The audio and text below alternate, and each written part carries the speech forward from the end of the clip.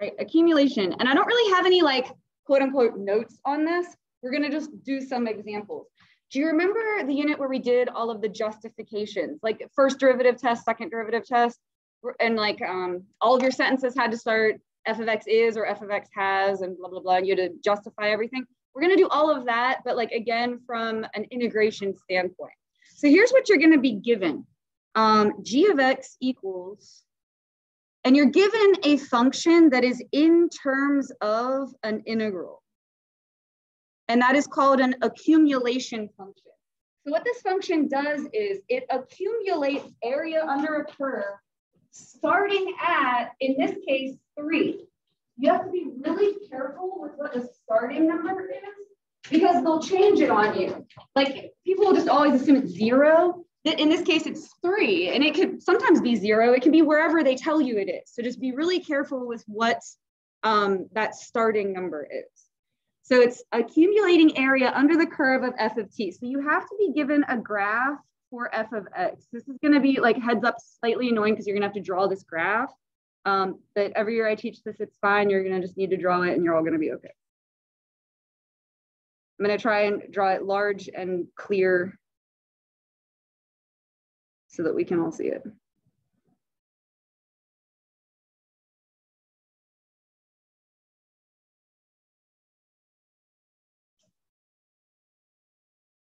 It's going to look like a little bit like a mountain range.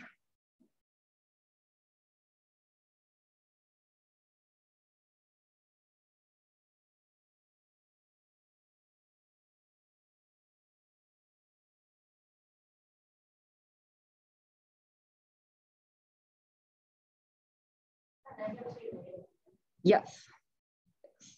And once I'm finished, I'm going to read all the points. I just want to finish drawing it first. Okay, I will read all the points too. This is -2, -1. Oh, sorry, I guess I didn't line it up very well. Okay, that's a little bit better. And then the origin, 0, 0. And then this is the point 3, 4. And then this is the point 4, 2. And then this one is 5, 3. And then 6, 0. And then 7, -1.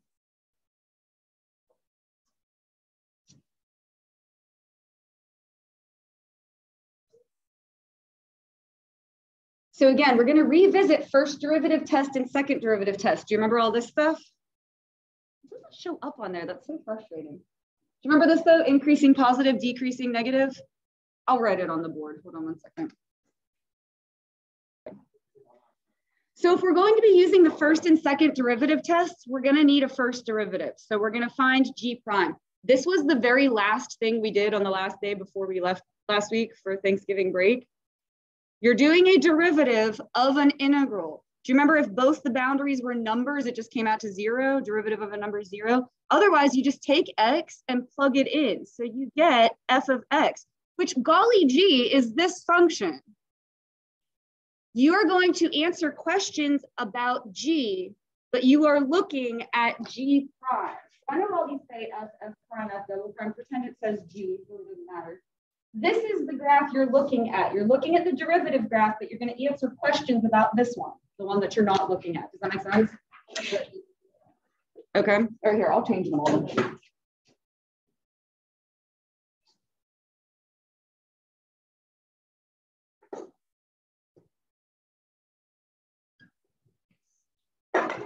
Okay, so I'm going to call these like parts A, B, C, D, so on and so forth. First, we're going to find the critical points. I want us to go through this whole process twice. On the first one, I'm going to make you write out every last justification, and then on the other one, we'll just write the answers. Okay, but I want you to practice doing it at least once. So G of X has, and the first thing I want us to find are critical points.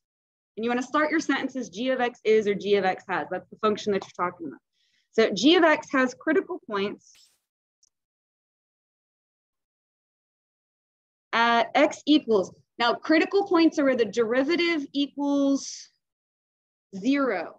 This is your derivative. All right. So where does this graph equal 0? Good, 0 and 6. So g of x has critical points, x equals 0 and x equals 6, because g prime equals 0 there. And just so I don't forget to say this later, this will show up on your AP exam. Accumulation is everywhere on there. It's such a huge topic. You have to write this at some point. And they don't usually care if you put it on part A, part B, part C, part D, but you have to link these together in some capacity. It's always worth a point. So you can get a point just for that. Okay, but make sure that you write it. All right, now we're going to talk about where g of x is increasing and decreasing, right? So g of x is increasing where the first derivative is positive. Increasing is where the first derivative is positive. You are looking at the first derivative. So where is this graph positive, meaning above sea level? 0 to 6, right? G of x is increasing 0 to 6 because g prime is positive there. I wrote greater than 0. You can write is positive. That's like personal preference. That's up to you. And then I call this the sibling statement. G of x is decreasing everywhere else for the opposite reason, but you have to write it out, right? Decreasing would be where the derivative is negative. This is the derivative graph. So where is this graph negative or below sea level? Good, union 6 to 7, good, because g prime is negative there. I like to just hammer these justifications into everybody. And then like when it comes time in the AP exam, it just like, it goes so smooth when we go to review. All right, then we're gonna justify relative maximums and minimums. They can only happen at the critical points. So we're looking at 0 and we're looking at 6. At 0, we have a change from what to what? All right, below to above. Negative to positive means relative minimum. Negative to positive means minimum, right? So g of x has a relative minimum at x equals 0 because g prime, and that's your source that you're citing. The derivative is your source you're citing. Because g prime changes from negative to positive there. You can abbreviate the words negative and positive, but don't put a plus sign and a minus sign. I won't mark it wrong, but I don't think that they'll accept that. Like actually like abbreviate the word. All right, and then our other critical point is 6. At 6, we have a change from what to what? Good, exactly. It's above to below, so positive to negative. So it's going to be like the sibling statement here. G of x has a relative maximum at x equals 6 because g prime, which is the graph that you're looking at, changes from positive to negative there.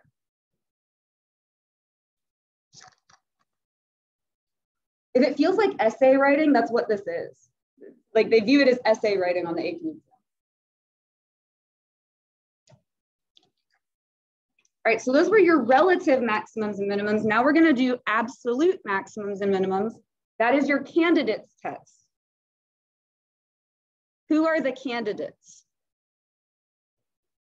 Endpoints and critical points. Perfect. So our endpoints are -2 and 7. Our critical points are 0 and 6. So those are your candidates. They get plugged into the original function. So far, none of this has really been new. Here's where this is going to be like a little bit new. You have to plug those into g of x, which is the accumulation function, and your accumulation begins at 3. So when you plug these in, this is going to be the integral from 3 to wherever for each of these. You don't have to write that out for each of them. Sometimes I do just to remind myself where it starts. They're all integral from 3 to whatever that number is technically they should all say f of t dt inside of them if you're being like real particular. But we have to go back and find all these areas starting at 3. So you're going to have to split it at 3, and we're going to have to go back and find the areas of all these shapes. They're all going to be triangles or squares or trapezoids or semicircles, like stuff you can find the areas of. All right, so first let's do this triangle.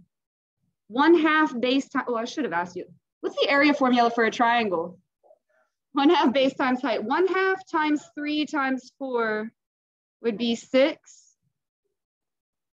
And then this little guy, this triangle out here, 1/2 times 2 times 1 would be 1, but it's actually -1. It's a de-accumulation because it's below the x-axis, so -1. All right, and then splitting this here, what shape is this one? All right, it's a trapezoid on its side. It's 1/2 times the height. The height would be 1. I'm going to write this out because I can't do that in my head. Good. It's 1/2 times the height. The height is 1 because it's on its side. And then you add the bases together. So that would be 4 plus 2. So 4 plus 2 is 6. Half of that is 3. All right, and then here we have another trapezoid. Again, it's on its side. So 1/2 times the height is 1, and then add the bases together. So 2 plus 3. So that would be 5 halves or 2.5, whatever your preference is for that.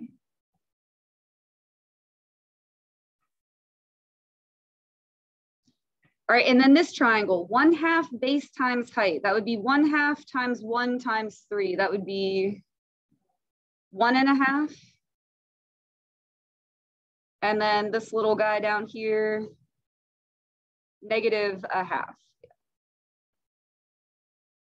You kind of have to put the brakes on and stop what you're doing and go and find all of those areas so that you can fill in the chart. Now, I usually like doing these problems on the board so that I don't have to like run into this issue with the paper, but I can't record it unless it's on this Zoom. So I'm going to zoom out a little bit. You guys should all have it written down in front of you. When we go to do -2, we're accumulating from 3 to -2. So we're going backwards. You with me there? So it is opposite day. So it will be -6 plus 1. So -5.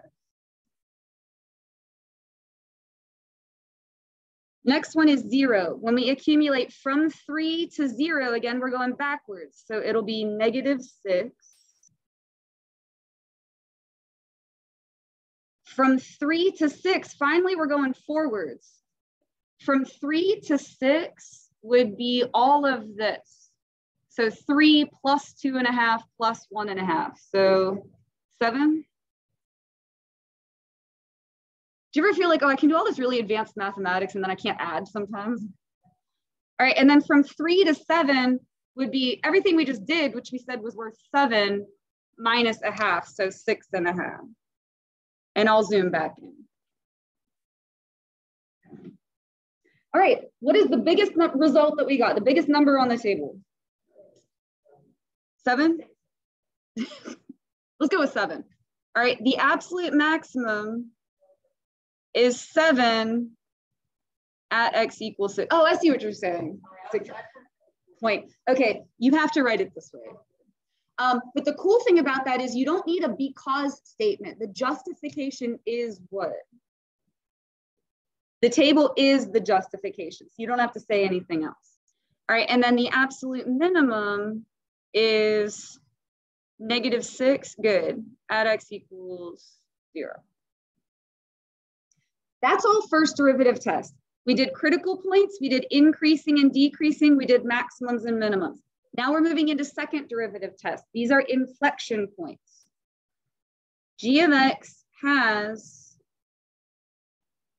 inflection points at x equals, and I'm gonna point to this right here. An inflection point means a change in concavity. That's where the graph we're looking at changes from increasing to decreasing or decreasing to increasing. Coming with me on that? Okay, so where does this graph change from increasing to decreasing or decreasing to increasing? I think there's a few here. 3, 4, and 5, good.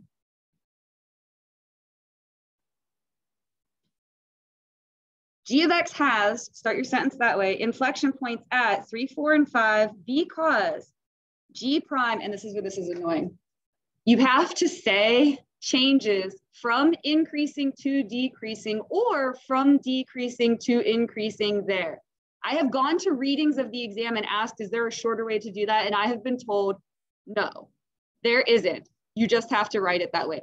Because I used to let my students write changes direction. And they were like, we marked that wrong. And I was like, great, fantastic. I felt like horrible for that.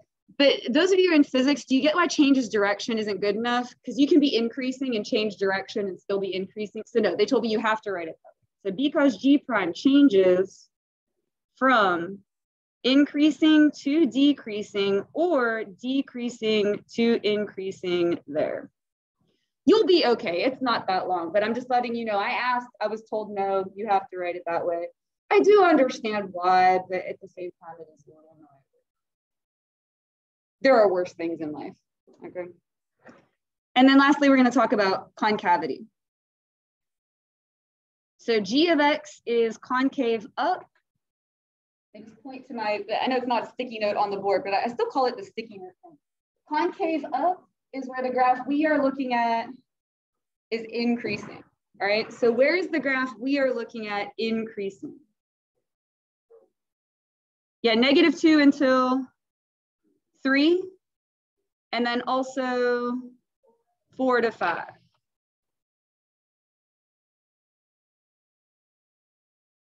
Because G prime is increasing there. And then your sibling statement, G of X is concave down. It's going to be everywhere else for the opposite reason, but concave down is where your derivative is decreasing. We're looking at the derivative graph. So this is decreasing from 3 to 4 and from 5 to 7.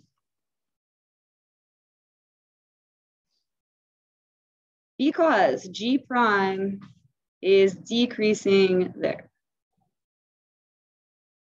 And then last thing we're going to do is graph G of X. I see no point in writing out all this information about G of X and not graphing G of X. So we're going to go ahead and graph G of X. It's like running a whole marathon and then not crossing the finish line. You know what I mean? Like, you should draw a picture of it. Plus, I think it just ties the whole thing together at the end. And I'm the teacher and I'm in charge, so we're going to do it. So points that you're going to plot. I would start with the table that we made. Those are your end points and your critical points. You already have those, so go ahead and plot them. We've got -2, -5, 0, -6, 6, 7,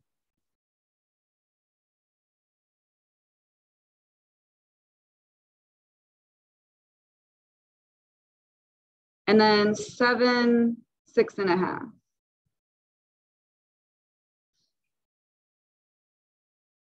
So it doesn't look like much. Those are the end points and the critical points. You want to also go back and put the inflection points on there.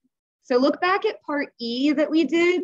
Where were the inflection points? Like, what were the X values for our inflection points? 3, 4, and 5. You need to go back and plug those in. Where does the accumulation start? 3. All right, that's given to you in the problem, but don't forget about that. So 3. 3 is easy. If you accumulate from 3 to 3, you have accumulated precisely nothing. So you're going to get 3, 0. So we get a point at 3, 0. Let's plug in 4. If you accumulate from 3 to 4, how much area did we get? 3. So we get the point 4, 3.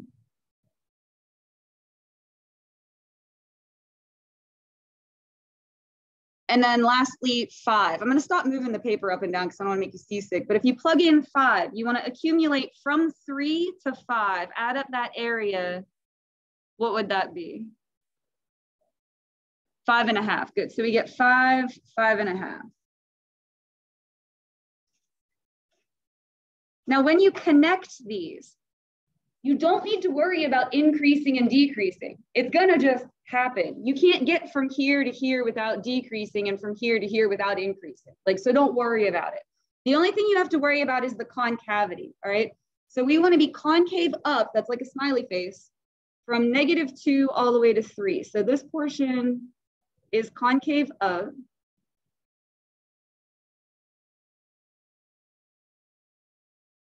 Not grading your art skills, just do your best, you know. Concave down from 3 to 4. So try to like bend it the other way. Concave up again from 4 to 5. And then concave down for the rest of it. That's a cute little graph. Looks like a fish hook or something on it. Here's what I'm gonna do. I'm gonna give you another one of these and I want you to try the whole process. You don't have to write the justifications. I already made you write them all out. So like for letter A, just write the critical points. You don't have to put the whole sentence. For letter B, just write increasing, decreasing. You don't have to put the whole because. Okay, we already did that. Do you get that those answers aren't gonna change? They're definitions, like is the definition. So I'm gonna give you another one. I just want you to try it. Again, you don't have to put all the reasons why. Just try and put the like answers.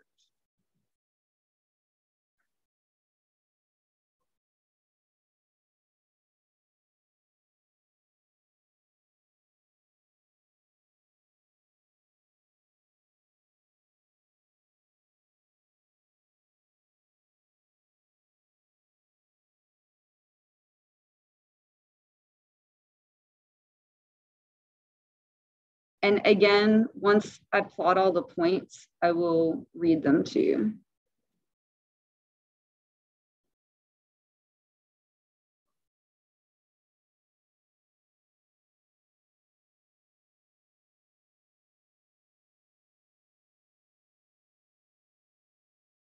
And I threw a little bit of a curveball at you because I stuck a linear piece in there. We'll see what you do. You know, I'm going to give you the answers, right? I just want to let you try. So it's not me just here lecturing at you. All right, this is -6, -4.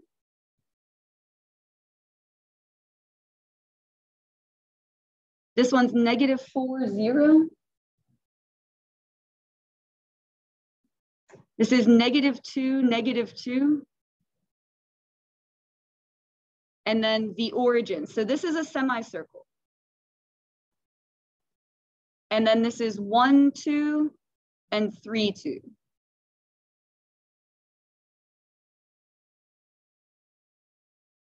And so before you start, you have to link these together. If you find G prime, what is the derivative of this? F of X. You have to link those together.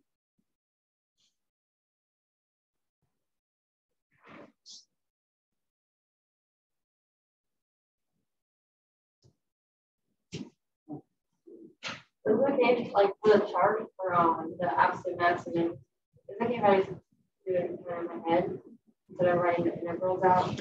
Correct. Yeah, I only wrote these integrals just to explain to you it's like always starting at 3, but you don't have to do that. You write as much or as little as you need to.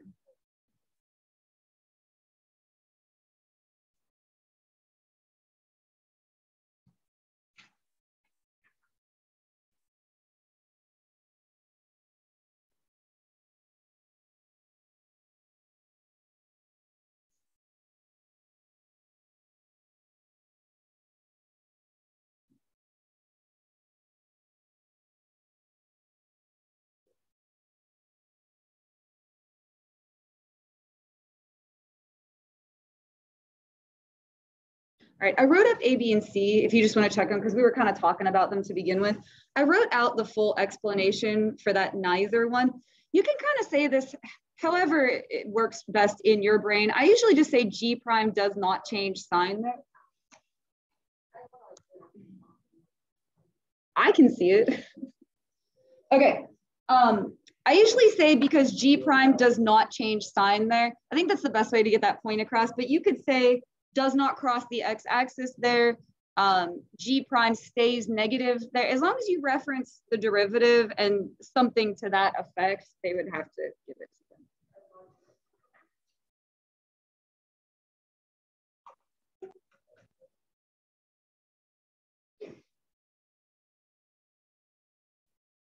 So who are your critical or candidates that go on the chart?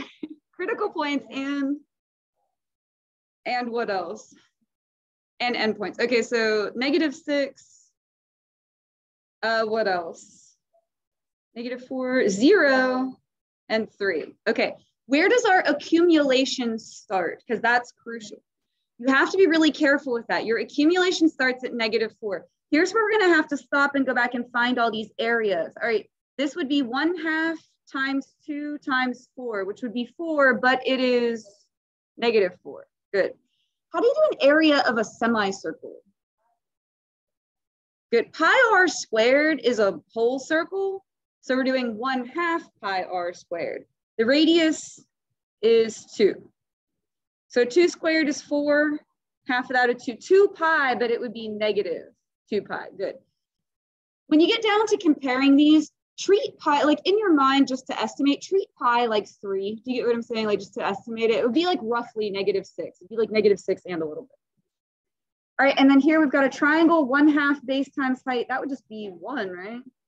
And then this square is 4. Or I guess you could have done the whole thing as a trapezoid, but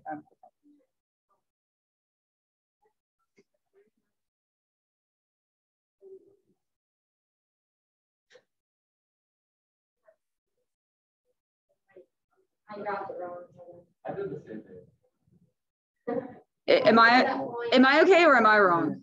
I'm good. Okay. Okay. Yeah, that's 1, 2. Did I read the points too? No. Okay. And 3, 2. Okay. So we're going to start our accumulation at -4. When you go from -4 to -6, you are going backwards. So instead of -4, it is +4. It's opposite day.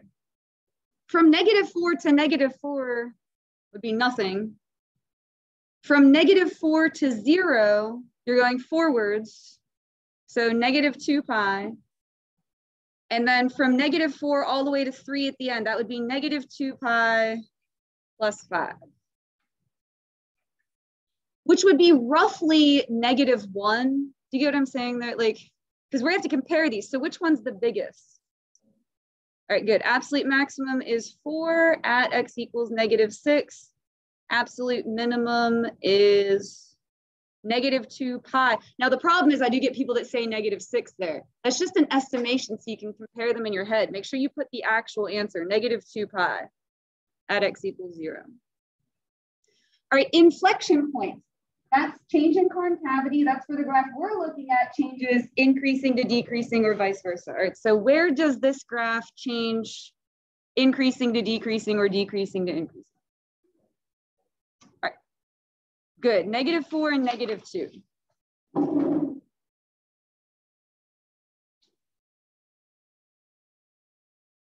Thank you so much.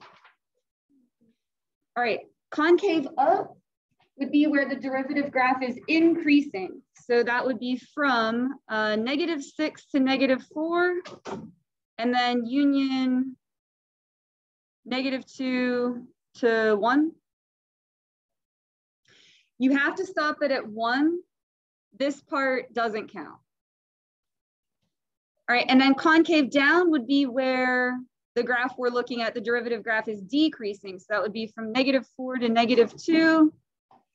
And that's it, right? All right, so let's talk about that little linear portion real quick. All right, union, or no union. Sorry, pause the video, forgot what I was talking about. All right, let's talk about this part then. There's no concavity there because the graph is constant.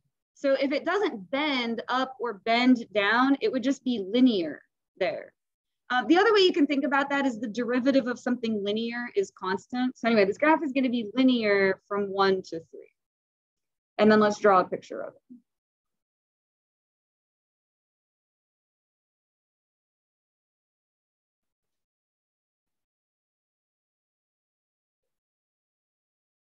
I would start off by plotting the points that you already have. Like you already have this handy table here. So -6, 4.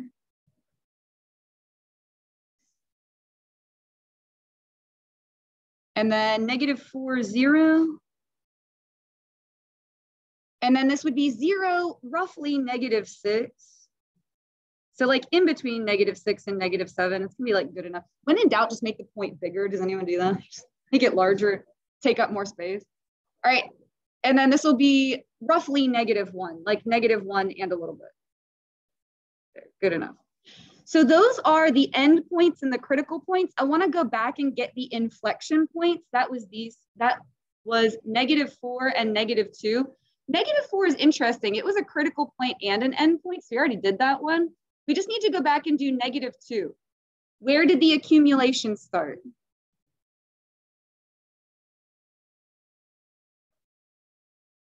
-4. So we want to go from -4 to -2. This whole thing is -2 pi. So if we just go to there, what do we get? Get -pi. So roughly -3. So -2, -3.1415.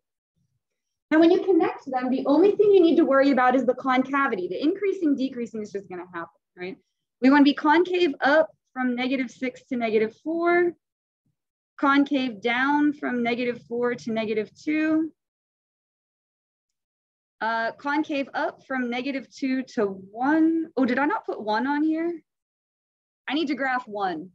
The reason I forgot about 1 is because that's technically not an inflection point, but we need to put that on here. All right, so if we accumulate from -4 to 1, that's going to be -2 pi plus 1. That'll be about -5. All right, so 1, -5 and a little bit. So we're going to be concave up for that part, and then it will be linear at the end there. Again, the derivative of something linear is constant. Do you remember how it goes down a degree every time? Like cubic would go to quadratic, quadratic would go to linear, linear would go to constant. What's going on there? So for this first one, the graph of f is shown, and they're gonna really try as hard as they can to confuse you with all this lowercase f of x and capital F of x and blah, blah, blah. You kind of need to ignore that and just be like, what do they want, okay? Here is what they're asking for. This should trigger in your mind fundamental theorem of calculus. When you see this f of 3 minus f of 0, what do you think? It's upper boundary minus lower boundary. Good. We want to do integral from 0 to 3 f of lowercase f of x dx. It almost doesn't matter what you put inside of there though, because they only gave you one graph. So you like can't mess it up. Do you know what I'm saying? Like it's that graph. It almost doesn't even matter what you call it. As long as you realize it's integral from 0 to 3, right? So that means we want the area from 0 to 3. Now I can do from 0 to 1 because that's a rectangle. So that's worth 2 units. From 1 to 3 though, without an actual function to work with, like that's not a shape I can take an area of. However, what did they tell us in the problem? From 1 to 3 is worth 2.3. But see, that's what they do. They give you the information up front before you realize what you're supposed to be doing, simply to confuse you. So ignore all of that, figure out what you want, and then go back and be like, oh, that's why they gave that. So yeah, they're just trying to like throw you off, you know?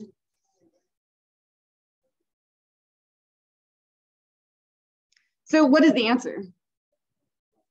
Yeah, add those together, 4.3, D as in dingo. All right, the graph is given right here. What is the value of integral from -1 to 4? All right, first let's do this above sea level trapezoid. That would be 1/2 times the height. Oh my gosh, for once it's right side up.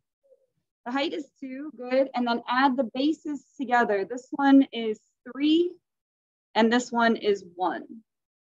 It's almost weird that it was right side up. Like that almost throws me off because I'm used to them being sideways. But anyway, 3 plus 1 is 4. These cancel, so that's worth 4.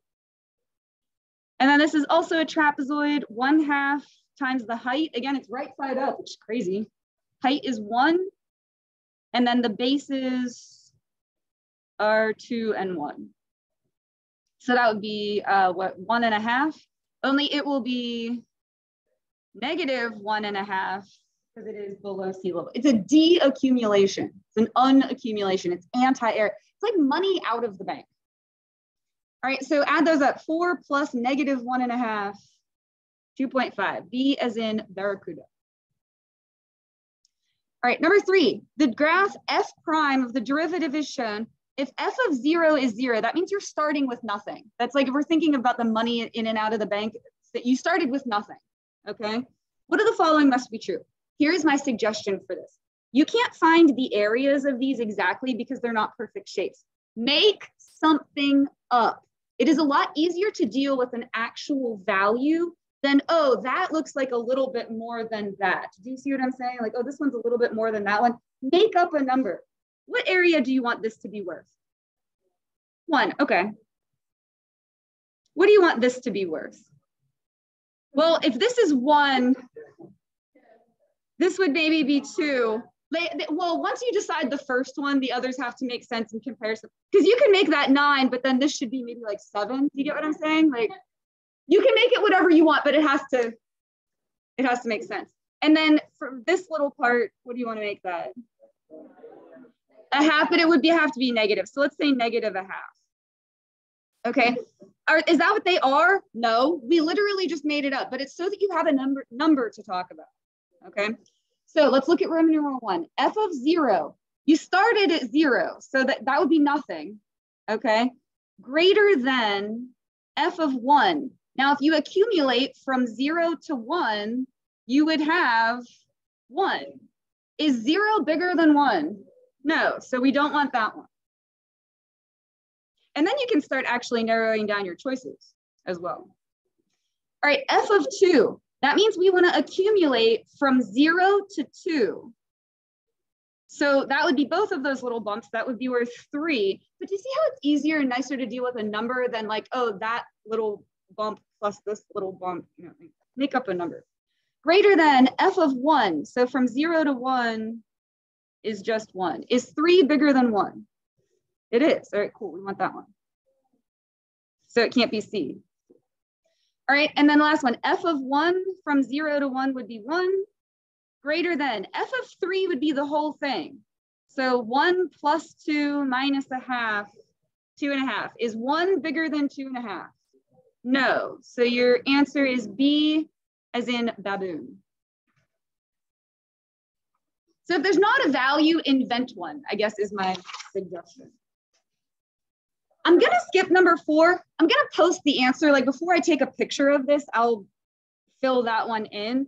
This is a lot of what we were just doing on those scratch sheet of paper that we did though. So, but it is an AP problem, so it's good practice, but I'll fill that in. I want us to do some of the word problems, and you will need a calculator for these, and you'll need a calculator on your homework too. You can use Desmos if you don't have one at home. All right, there are 250 M&Ms in a bowl. This is what is called an initial condition. They do lots of times give you extraneous information, which means extra stuff that you won't use.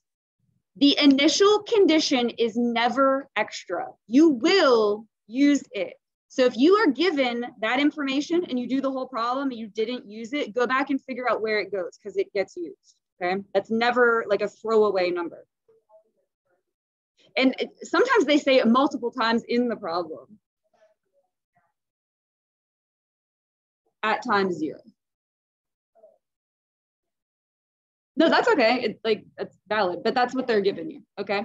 That's your initial condition. The rate, that means what? If it's a rate, it is a derivative. Good, that's a derivative. The rate at which they are being devoured, yum, yum, yum, yum, yum, is E of t, E for eating the M&Ms, at blah, blah, blah, M&Ms per minute, something per something else. That's because it's a rate. Do you all understand what we got? Okay, here's what they're asking for. How many M&Ms are in the bowl at times 3 minutes? You take what you started with and then deal with how it changed. All right, so how many M&Ms did we start with? All right, so it's gonna be 250 minus however many got eaten. We don't have a formula for how many got eaten. We have a formula for the rate at which they're being eaten. So we need to accumulate, that's an integral, eaten M&Ms from when to when? 0 to 3. E of t dt And that is what you are going to put in your calculator. So it's what you started with, your initial condition, and then how it changed. We're subtracting out eaten M&Ms. So it is going to be 250 minus math 9, 0 to 3. Now you can't type E of t, you have to actually type the function. And I know it says t, but type x because you have an x key and that's just easier.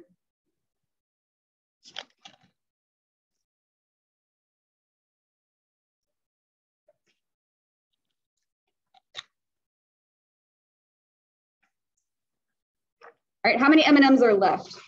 At 3 minutes, 205 M&Ms. That's still a lot. B, find the time at which the M&Ms are being eaten the fastest. That's a rate of a rate. Do you get what I'm saying? Being eaten, it's like an acceleration of M&Ms being eaten, okay? The fastest means maximum. That's a critical point. So we're going to find the derivative, set it equal to 0, and that will give us our answer. So derivative of this guy, what would that be? Good, negative 2t plus 12, set it equal to 0. Again, we want the fastest. That's a critical point. There's only going to be one critical point, which would be, what would that be, 6? So times, oh, it was minutes, right? Minutes, yeah, okay. Times 6 minutes. That means at 6 minutes, that's when they're being gobbled up the quickest. You know what I'm saying? That's when everybody was like, oh yeah, M&Ms, yum, yum, yum. All the time. That would have been at time 0. 250 sounds like a lot, but that's actually not a lot when you think of M&Ms. You could eat a whole handful. Like, yeah, anyway. Set up the integral equation that would give the time x at which the bowl empties. So again, you're going to take what you started with and subtract M&Ms until they're all gone. It's going to look almost the same as A, except instead of 0 to 3, it's going to be from 0 to x because we don't know when that's going to happen. So E of t dt, and you're going to set it equal to 0. Why would it equal 0?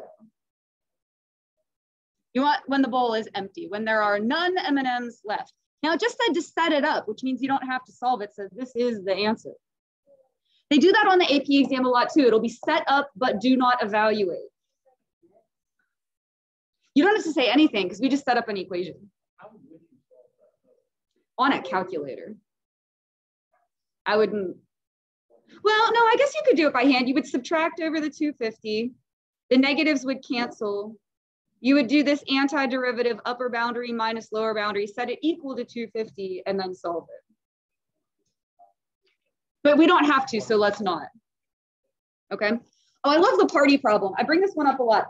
They will put a problem like this on your AP exam. I call them rate in, rate out problems. 100% guaranteed it will be on there. It is every single year.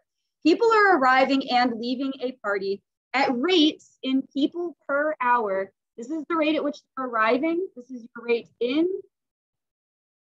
And leaving is your rate out. What do you notice about the leaving rate? It's constant. They're leaving at a constant rate of 5 people per hour. All right, at what time is the party the most crowded? And then how many people are there? All right, let's deal with the first part of that. Most crowded, that is a maximum. You want to think critical points.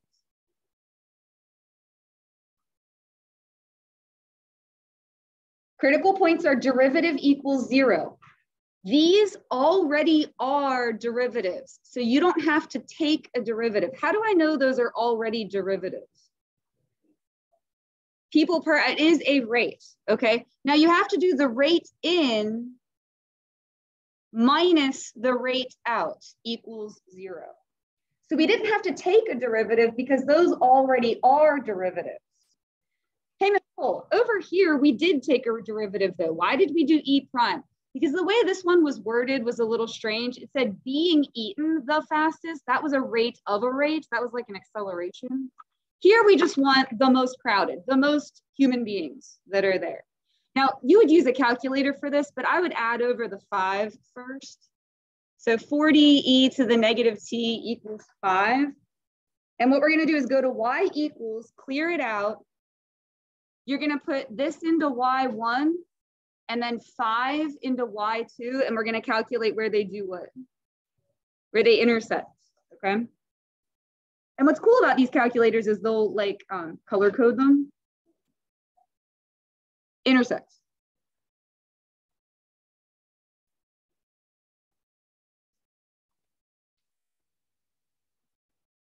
So you should get a swoopy shape. That's the e to the negative t. So here, let's talk about that for a second. This is the rate at which people are arriving. What do you notice is happening with that rate? Yeah, people aren't arriving as quickly anymore. So this is the value we want. Do you remember how to get your calculator to tell you that? It's been a while since you've used a calculator. Are you making fun of this party? Okay. I love that it's a fraction of a person. Okay, so we're gonna go to where? Second trace, intersect. It's gonna ask first curve, second curve, guess. Just hit enter for all of those. The only time it would ever matter is if you had multiple intersections, then you'd have to be careful with where the cursor was. But did you get 2.079? Okay. So that is time 2.079 hours. So that is the time when the party is the most hopping. That's when the most people are there, is about 2 hours in. It kind of makes sense, I guess, for a party. People that are like fashionably late. Now, how many people are there? We need to accumulate people from 0 until 2.709. The rates are what go in there, and it is the rate in minus the rate out. So that's what we're going to type in. Did I have a dyslexic moment? Thank you. I really messed that one up. I'm so sorry. I know. You know, at this level, though, I really feel like I should be perfect most of the time. You know, so I feel bad. So. All right. Now, here's the thing. Well, and it wouldn't have mattered because the calculator would have taken care of this for me. We have to store this. Please listen, because if you just type 2.079, this final answer won't be accurate enough to 3 places. You have to store it. So let's go through this. You're going to quit out of there, go back to the home screen. Because we calculated that intersection, it has it stored as X right now. So hit X, enter. It'll bring it back. Hit X, enter. And then you can store it as whatever letter of the alphabet you want. I always pick A just because it's convenient. It's store, which is right down here next to on. So store alpha A, enter. Store alpha A, enter. Or whatever letter you want. Store alpha A, enter. And then you can type this, math 9, 0 to A, and then rate in minus rate out dx.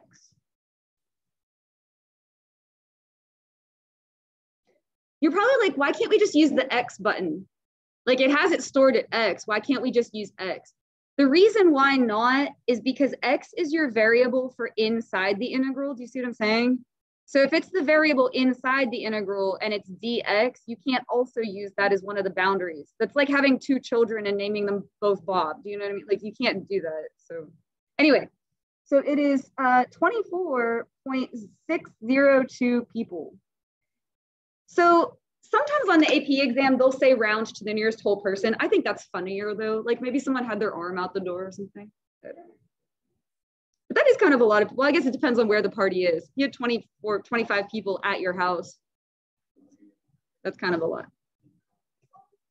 All right, set up the integral that will give the time at which everyone has left. You don't have to go home, but you cannot stay here, all right? It is gonna be integral from 0 to x. We don't know when that is.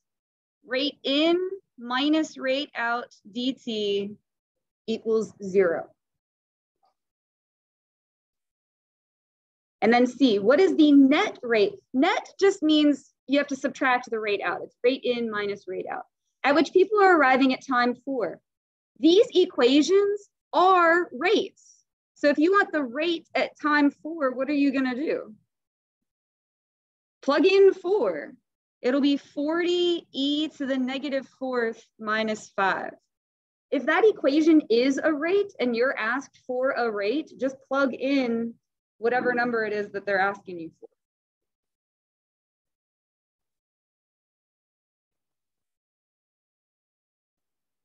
Oh, it came out negative. What does that mean? People are leaving faster than they are arriving. They love asking that on the AP exam too, for you to compare them. So it's negative 4.267. What would the units be? Good. And then this is my favorite one. We're going to end with this one. I love the gopher and monkey problem. Ooh. No good. Sometimes they'll do that. They'll say at time 4, is the amount of people at the party increasing or decreasing? And so you would find this and you would go, the amount of people at time 4 hours is decreasing because people are leaving faster than they're arriving. You would compare the rates in some capacity. You would say this rate is greater than this rate. Don't worry, when we do AP review, there are tons of those. We'll do plenty. They love questions like that. All right, a gopher is where? 10 feet underground. That's his initial condition. It's negative 10 below ground level, I suppose, yeah. Right below a tree at time 0 as our story begins. A monkey is 10 feet above the ground, so he's at positive 10. They start moving toward each other 4 or 5 seconds. That's gonna be important later, so to hold on to that. The speed, that's the rate at which they're moving, are G of t for the gopher, M of t for the monkey, both in feet per second. Find where they are. All right, let's do the gopher first. The gopher starts at negative 10. This is like the M&M problem where we started with 250. It's the initial condition. He's moving upwards. He's burrowing out of the ground towards the monkey. So we're gonna do plus his accumulation from when to when? 0 to 3. And be careful with that. That's a good point. They do that a lot. They'll give you like some sort of interval in the problem and then change it in the different parts, evil. They do that a lot too, right? And then G of t dt. Now, when we set up the monkey, where does he start? 10, and he's moving down. So we're going to subtract. Remember how we subtracted the M&Ms? Integral from 0 to 3, and then the monkey equation. The 4 of you type gopher. Jenna and the Jacobs type monkey. We're going to divide and conquer.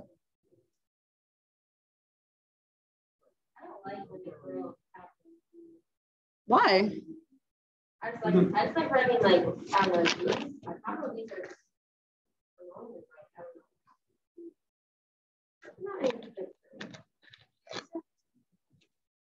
just don't like it.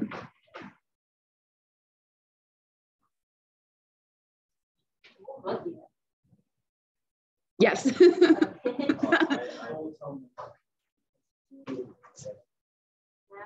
You guys are all comparing. Did you get the same thing? All right, Sean, what'd you get? -5.25. Is it that it? 0. Okay, I'm gonna put the third one just for, to be, yeah. 6.7.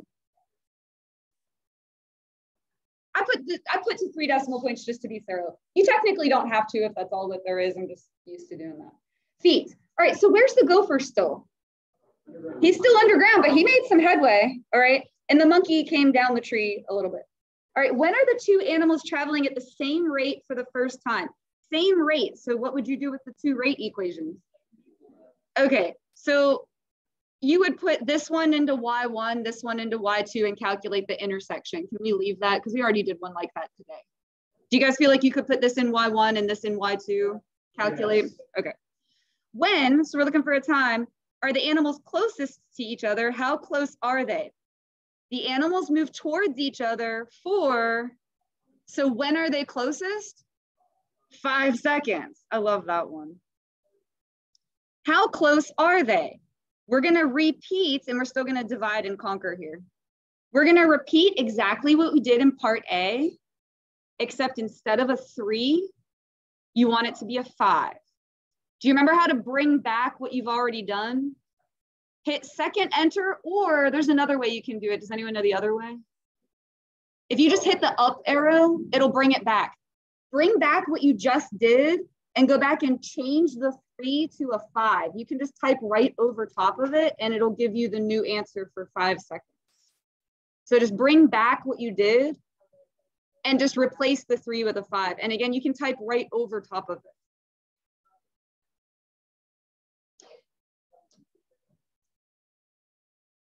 What did you get for the monkey? 3.5 feet?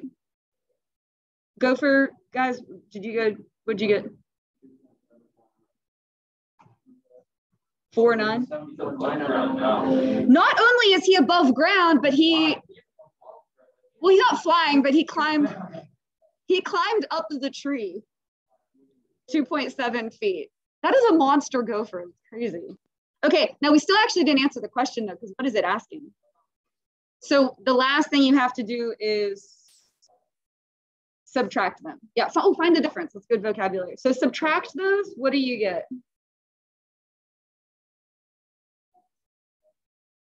0.75? 1?